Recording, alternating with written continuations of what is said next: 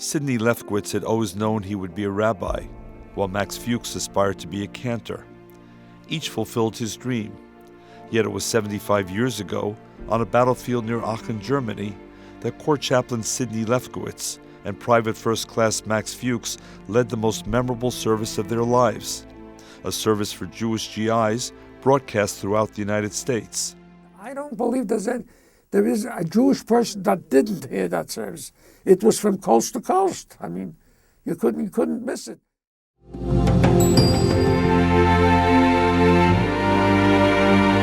Dearest mine, again, no mail. A bit of excitement. An NBC reporter phoned me last night and told me he wanted to broadcast part of my service on this Sunday afternoon. Captain Sidney Lefkowitz was now advancing with his unit into Germany.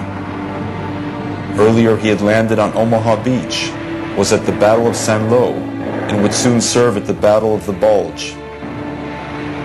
Captain Sidney Lefkowitz, winner of the Bronze Star for Valor, U.S. Army chaplain, rabbi. This afternoon we arranged for the broadcast. The reporter promised to have NBC advise you so that you could tune in. Therefore, unless atmospheric conditions interfere, you'll be hearing me on Sunday. Yours, Sidney.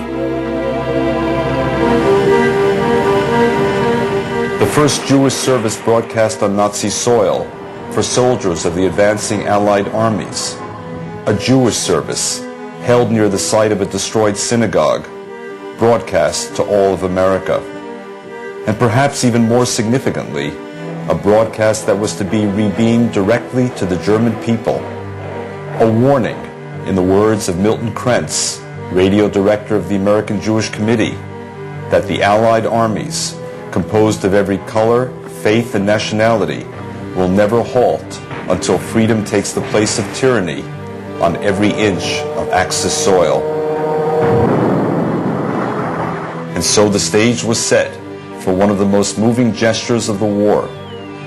The National Broadcasting Company, in cooperation with the American Jewish Committee, brings you now a special broadcast of historic significance, with the first Jewish religious service broadcast from Germany since the advent of Hitler. This week's service is being held in an open field underneath a blue sunlit sky. This is the sound of artillery guns, because the front line is not far from where we are.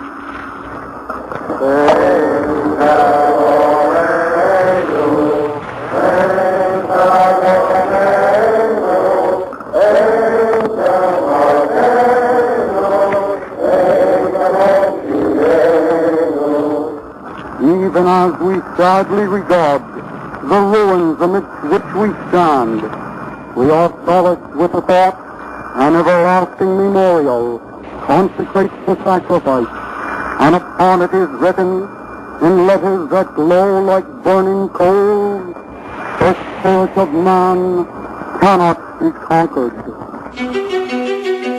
The importance of the service at Aachen was apparent to everyone. The U.S. Army dispatched photographers to cover the event. AP, UPI, and Acme Pictures were also present. And while Rabbi Lefkowitz conducted the service, he was not the only one to speak. There, in a show of unity and faith, were two other Army chaplains. Torture and death, imposed upon the Jews of Germany, have failed miserably in their real purpose.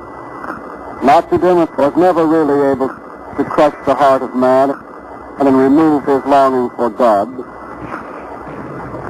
May one of the good fruits born of this war be religious freedom for all men.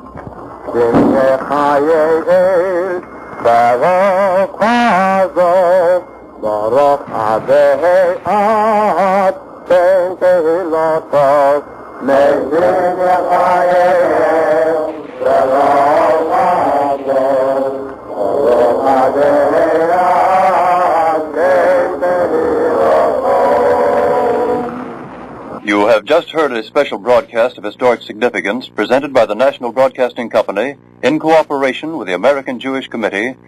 Complete copies of this historic broadcast may be obtained free of charge by writing directly to the American Jewish Committee, 386 4th Avenue, New York 16, New York. This anniversary serves as a reminder that we must continue to challenge bigotry and hatred wherever they exist, that we must continue to make ourselves heard in the face of indifference, and that we must continue to speak out steadfastly for democracy and mutual respect. This is David Harris of the American Jewish Committee.